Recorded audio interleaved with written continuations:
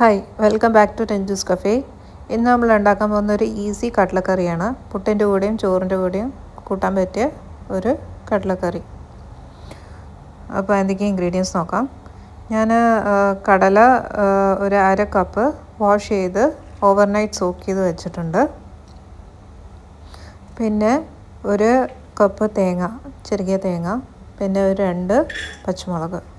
ഒരു കുക്കർ എടുക്കുക, എന്നിട്ട് നമ്മൾ സോക്ക് ചെയ്ത് വെച്ചേക്കുന്ന കടല അതിലേക്ക് ഇടുക. പിന്നെ അത് മുങ്ങുന്നത്ര വെള്ളം ഒഴിക്കുക. പിന്നെ പച്ചമുളക് ചേർക്കുക. പിന്നെ 1/4 ടീസ്പൂൺ മഞ്ഞൾപ്പൊടി, 1 ടീസ്പൂൺ മല്ലിപ്പൊടി,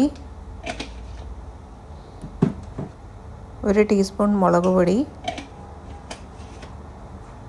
നന്നായിട്ട് ചേർത്ത് യോജിപ്പിക്കുക. പിന്നെ ആവശ്യത്തിനുള്ള ഉപ്പും ചേർക്കുക. ഇളക്കി യോജിപ്പിച്ചിട്ട് മൂടി വെച്ചിട്ട് മീഡിയം ഫ്ലെയിമിൽ ഒരു 4 വിസിൽ വരുത്തുക. അപ്പം ചെന്ന വേവുമ്പം നമ്മളൊരു മിക്സി ജാറിൽ തേങ്ങയും 1 ടീസ്പൂൺ ജീരകം, പിന്നെ 1/4 ടീസ്പൂൺ മഞ്ഞൾപ്പൊടി, ആവശ്യമുള്ള വെള്ളം ഒഴിച്ചിട്ട് നന്നായിട്ട് അരച്ചെടുക്കുക. അപ്പോൾ നമ്മുടെ ചെന്ന വെന്ത് വന്നിട്ടുണ്ട്. അതിലേക്ക് അരച്ച തേങ്ങ ചേർക്കുക. എന്നിട്ട് അത് കുറുകണ അത്ര ഒരു 10 മിനിറ്റ് കുറുക്കിയെടുക്കുക, കുറച്ച് കട്ടിയാവുന്ന വരെ. മീഡിയം ഫ്ലെയിമിൽ കുറുക്കിയിട്ട് എടുക്കുക. എന്നിട്ട് പിന്നെ താളിക്കുക.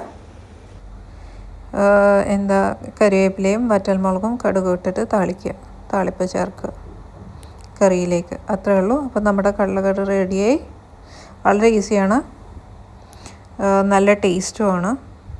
പുട്ടിൻ്റെ കൂടെയും ചോറിൻ്റെ കൂടെയും ഒക്കെ കഴിക്കാൻ പറ്റും. അപ്പോൾ എല്ലാവരും ട്രൈ ചെയ്ത് നോക്കുക. Please like, share, comment and subscribe. And thank you for watching. വീണ്ടും നല്ലൊരു റെസിപ്പി ആയിട്ട് ഞാൻ വരുന്നതായിരിക്കും. Thank you.